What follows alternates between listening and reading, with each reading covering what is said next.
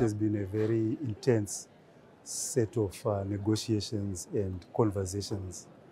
I think the COP got off to quite a great start in the sense that we had pledges into the loss and damage fund, pledges which by the second day amounted to about $700 million. The requirement for the fund to be operational was actually $200 million, which was reached on the first day. So effectively, we have a loss and damage fund. However, the amount that is actually required for adequate compensation for reconstruction and so on, for the fund to be meaningful, is way beyond the 700 million, which has been pledged. And the expectation is that once the governance arrangements have been put in place, then you can actually begin to get more resources into the fund in order for it to be responsive to the scale of loss and damage on the continent. But I think the most important thing is the fund is operational. In the negotiations, there is a lot of uncertainty, a lot of tension, a lot of suspicion about whether in fact this fund is going to suffer the same fate as other funds which have been set up before, the adaptation fund and so on, where you have a lot of pledges but very slow disbursement of funds into those funds that have been created, as well as very difficult modalities of accessing the funds. So these are issues that are still under negotiation, and hopefully they will be resolved by the end of the COP. All indications that I have are that those negotiations are going well. The more problematic negotiations are around the global stocktake, the new quantified goal on climate finance, and the adaptation, financing for adaptation, which are also the key priorities for Africa. On the global stocktake, the key issue is that the first technical report of the global stocktake was published before, in September, just before the COP. And all indications are that we are off track in achieving the goals of the Paris Agreement. That is, in achieving the temperature goal, limiting global warming to 1.5 degrees, but also in achieving goals regarding financing for climate action, goals regarding technology transfer. So the GST negotiations now are about how we can increase ambition to meet the mitigation target, to meet the finance target, and also to meet the adaptation target. And there are many actions that are being proposed on meeting those ambitions, but these are very difficult conversations. And my understanding is that, because since today, the negotiations are being referred to the high-level political decision-making. So my understanding is a lot of the negotiations on the GST are in fact now being considered by the ministers.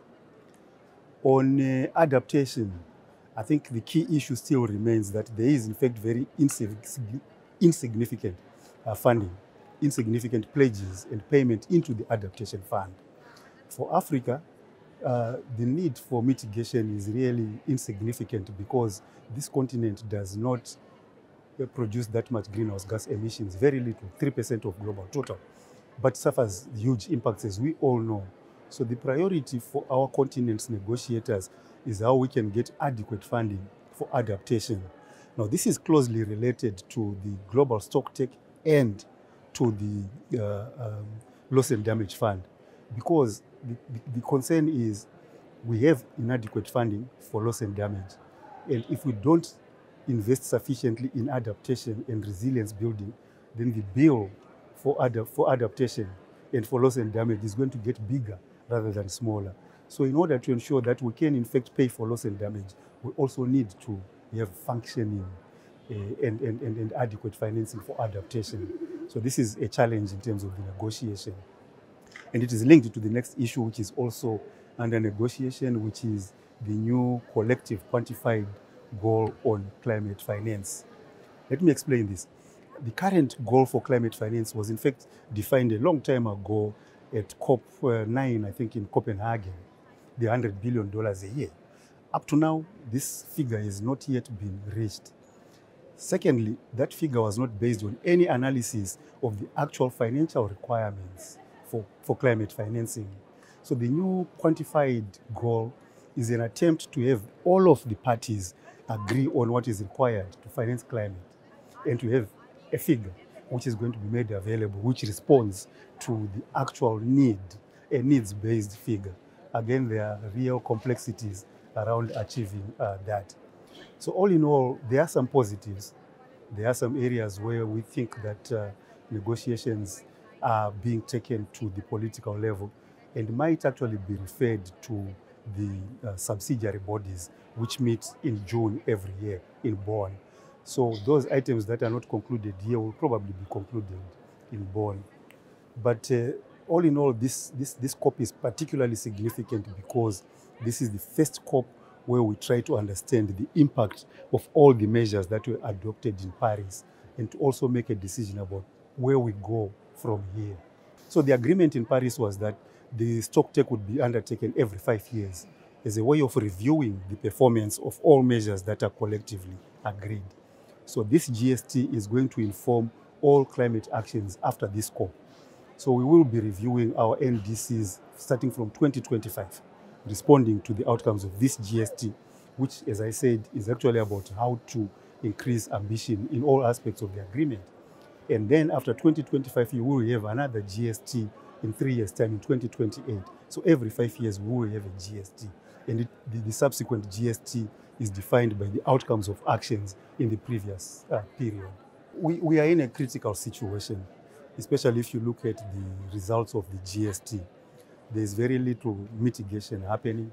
Emissions are actually increasing. Finance is decreasing. There are many demands for finance right now. So it's a very difficult situation. My expectation is that we need all parties to redouble their efforts to ensure that we resolve the climate challenge. This is because you cannot separate, for Africa at least, you cannot separate the climate challenge from the development challenge that the continent is facing. So we need all things to come in place. The reform of the global finance system, access to affordable finance, real mitigation actions among developed countries, as well as adequate financing for adaptation. If those things do not come into place, then the development, the achievement of Africa's Agenda 2063 or any of the SDGs is going to be compromised and seriously compromised.